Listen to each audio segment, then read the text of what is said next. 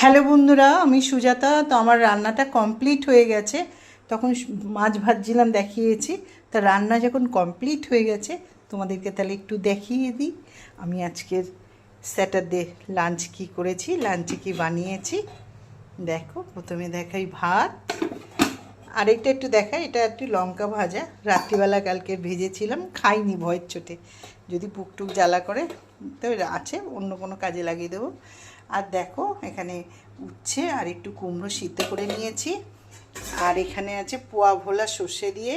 আর মাছগুলো নামাতে গেছি, একটু ফেটে ফেটে গেছে, অসুবিধা নেই, মেখে একটু ভেঙেই তো খেতে হবে। আর এইখানে করেছি, একটু তোমাদেরকে দেখিয়ে দিই, এইখানে আছে চিংড়ি মাছ দিয়ে আলু কচুর তরকারি। একটা বড় টমেটো দিয়ে দিয়েছি, দুটো বড় বড় পেঁয়াজ দিয়েছি, 5 ফোড়ন দিয়েছি, ফোড়নে আর একটু ধনে পাতা আর ধনে জিরে গুঁড়ো তো আছেই, হলুদ আছে, আর কাঁচা লঙ্কার রান্না।